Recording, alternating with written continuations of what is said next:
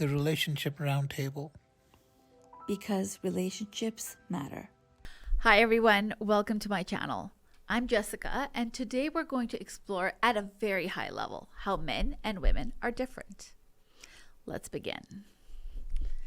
If we were to take an average of 100 men and 100 women, we will find that most men are physically stronger. Studies find that men also default to aggressive behavior more easily.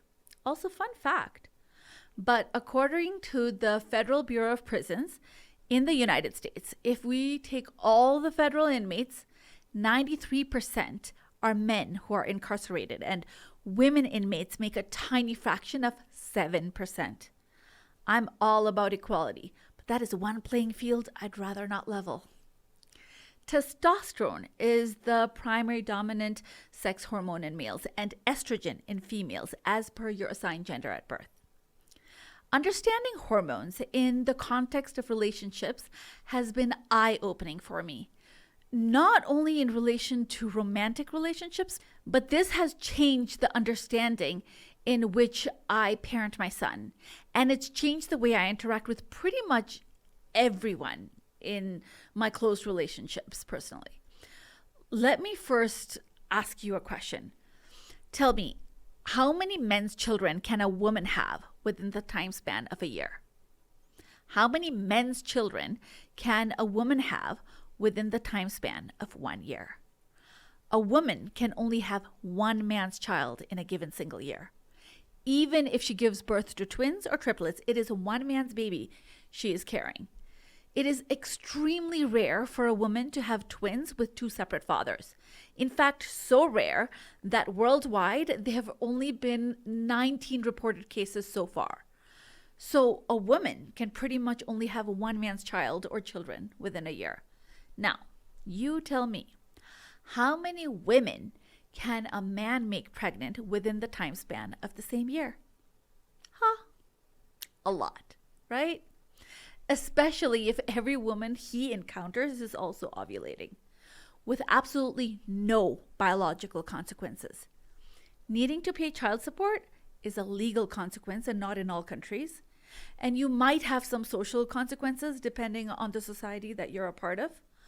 But biologically, no consequence whatsoever for men.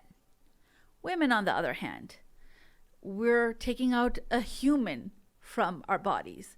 We get pregnant, stretch marks, we start lactating. Women are pretty much off of the dating market when they are pregnant. It's a lot. And after the child is born, nature intended for the baby to be dependent on the mother. Before they invented breast pumps and formulas and all of that, the baby, or babies in case of multiples, were fully dependent on the mother. I'm not saying that the father doesn't have any value in the child's life, but at the newborn stage, women are naturally equipped to take care of the baby in a way that man is not. You know what always comes up when I talk about these biological differences? Whenever I say things like men are more likely to be stronger physically and biologically, the burden of childbirth falls more on the women.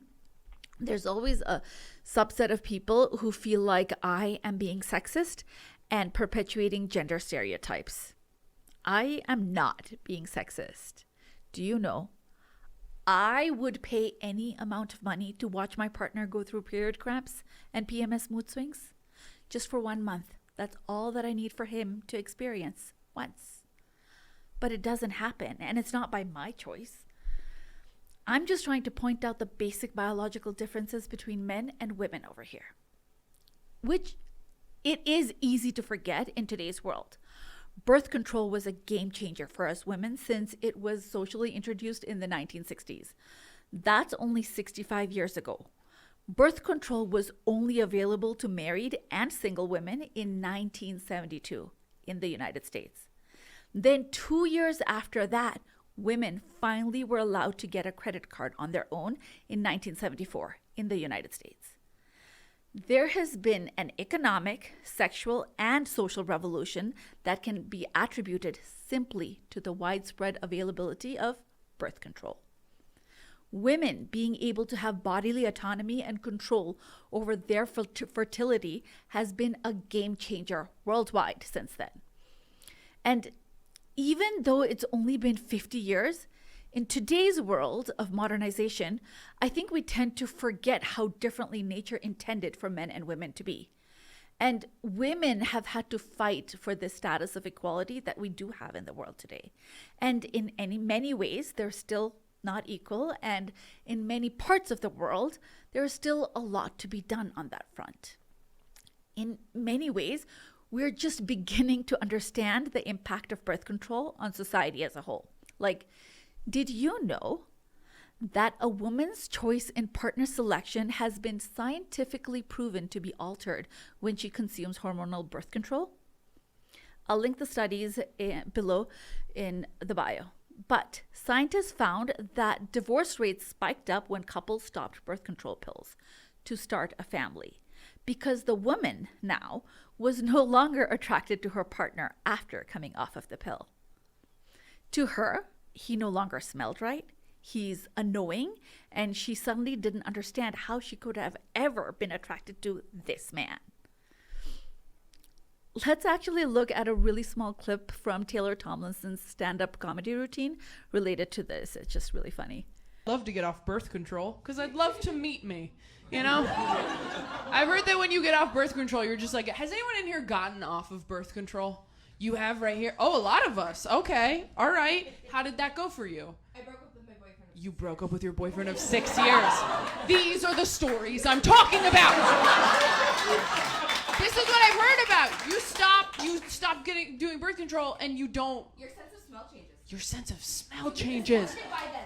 Oh my God. So wait, what did your ex-boyfriend smell like before when you were on birth control, and what did he smell like once you got off birth control? You're like, when I was on birth control, he smelled like my future, and when I got off, he smelled like the past. So you can see, women who choose their partner while taking hormonal birth control may be less sexually attracted to the partner after stopping the pill. That is fascinating, isn't it? This video will probably be the most important video that will ever go up on my channel. And it will be linked to most future videos, not only because it is foundational for our discussions moving forward, but I also want to take the time here to address something even more important. Gender is not binary. However, to keep things simple for the sake of general discussions on this channel, we will be talking about gender as if it is binary for the most part. I also look forward to exploring the nuances of same-sex relationships, asexuals and transgenders, and other non-heterosexual couples and relationships in the near future of the channel. I think that would be so interesting. And I really hope that everyone can take something from these discussions that we have. Society has shifted and changed in the way we view and experience the world as well. Birth control was a huge contributor to societal change as a whole. We're also influenced by the social construct we grow up in. For example, let's take that girl down the street who says she's a tomboy because she grew up around 4 brothers. We all know somebody like her. Or the guy with 3 sisters.